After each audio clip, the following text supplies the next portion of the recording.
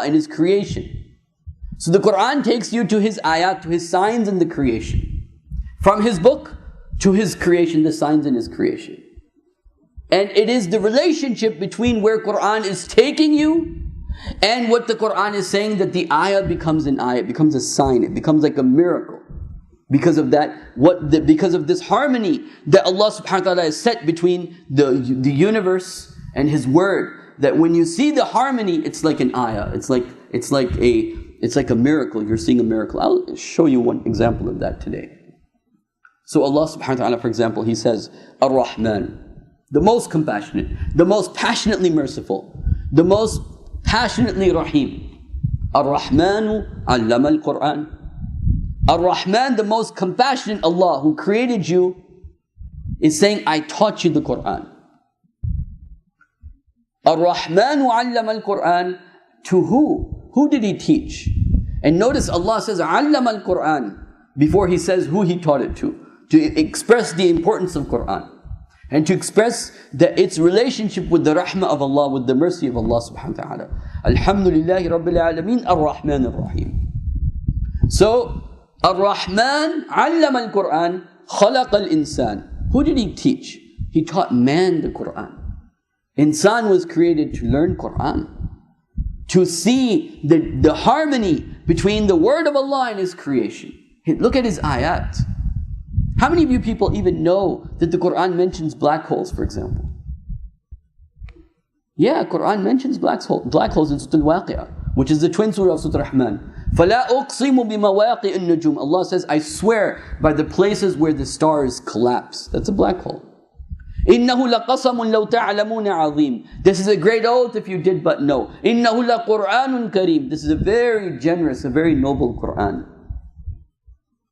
في كتاب مكنون, in a hidden book.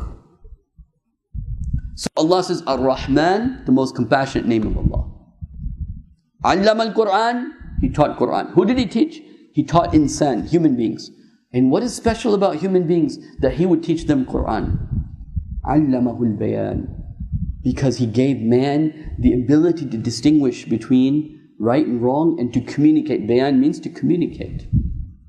And bayan is also the ability to think, to make bayyina, to make thought, to make distinction, to make distinguishing things, to separate things. Allamahul bayan. What is special about human beings? Horses go faster than human beings. Eagles see better than human beings. A dog can smell better than a human being. Strength-wise, the elephant is so many animals. What's special? It's man's ability to communicate that makes him special. So Allah says, I gave you the Quran because you can communicate. And if you want to communicate the best thing to communicate is my word, my message. This is what I sent prophets for. خَيْرُكُمْ مَنْ تَعَلَّمَ الْقُرْآنَ وَعَلَّمَ. The best amongst you are those who learn Quran and teach Quran. Who make it their careers, their purpose in life. To show the people that the Quran is the truth, because there's complete harmony between what Allah is saying and the creation of Allah. So you look into the creation of man, and you find that the largest area of the brain is the speech center. Largest area of the brain is what? The speech center. Ar-Rahman allama al-Quran. Khalaq al-insan allamahu al-bayan. Not only there, now keep listening. Ash-shamsu wal-qamaru bihusban. The sun and the moon, they're traveling their calculated courses. Notice the word husban, hisab. It's law. You have to go at this speed in this direction, and it can be calculated. Ash-shamsu wal-qamaru bihusban. And the miracle of the moon, the traveling of the moon is, the moon travels in such a way that it's like a calendar. It shows its smallest and then bigger and bigger and bigger and bigger until it's a full moon. Allah made it that way so that you would have no doubts so you can count your days.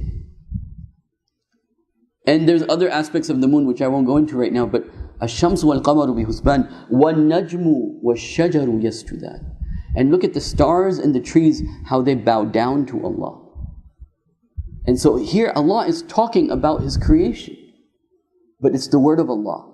But He's talking about His creation so that you will be in harmony between yourself, between the word of Allah and the creation of Allah subhanahu wa ta'ala.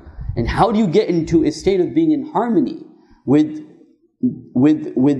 with the creation of Allah and yourself and Allah subhanahu, meaning with your purpose in life, in other words. It's only by diving deep into the Quran. الشَّمْسُ وَالْقَمَرُ بِحُسْبَانٍ وَالنَّجْمُ وَالشَّجَرُ يَسْجُدَانِ وَالسَّمَاءَ رَفَعَهَا وَوَضَعَ الْمِيزَانِ. And the sky, we raised it high and we set a balance. And today everyone talks about the environment, the balance of the environment. Allah said this 1,400 years ago. الشَّمْسُ وَالسَّمَاءَ رَفَعَهَا وَوَضَعَ الْمِيزَانِ أَلَّا تَطْغَوْا فِي الْمِيزَانِ. Don't disturb this balance.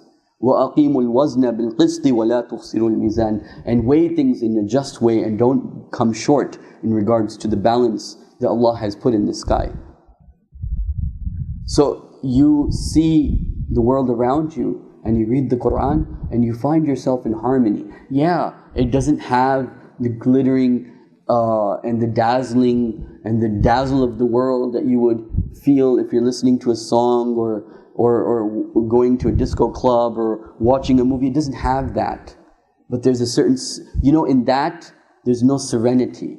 It's all about shaking and shaking and shaking and shaking and being trying to satisfy yourself by just doing more and more and more and more.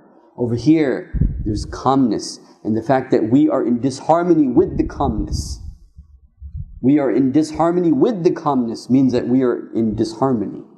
That we can't sit in a spot for a time to just reflect. Means that we are not in harmony with ourselves and with the purpose that Allah subhanahu wa ta'ala has created us. This is why prayers are difficult for us. Because we feel it should finish quickly. Or Taraweeh prayers are difficult for us. Or why many of the commands of Allah are difficult for us. Because we're not in a state of peace. And because we're not in a state of peace, we're in a state of motion, like internal unrest. And because we're in a state of internal unrest, when we are forced to do something like prayer or read Quran or to contemplate or think about the universe or to do something that requires silence, when we're in a state that requires silence, then we feel in disharmony because we are not in harmony with our own selves and our purpose. And that's what happens. Because a human being is supposed to be in harmony with being able to sit down and just contemplate. Just being able to sit down and think about the universe. To sit down and think about what is the purpose of my life. To sit down and think about what will happen to me after death. This is what man has been, he was created so he can sit down and think about these things. And the fact that you can't take time and put a pause button in your life and you can't think about these things means you're in disharmony. And how do you get back into that state of harmony? Is that if you dive deep into the Quran, you do spend the time in contemplating, you do spend the time in trying to follow the commandments of the Quran, you'll come into that state where you can sit for hours on end thinking about Allah subhanahu wa ta'ala and the purpose of your life and the meaninglessness of all the drama that's happening around you in life. And so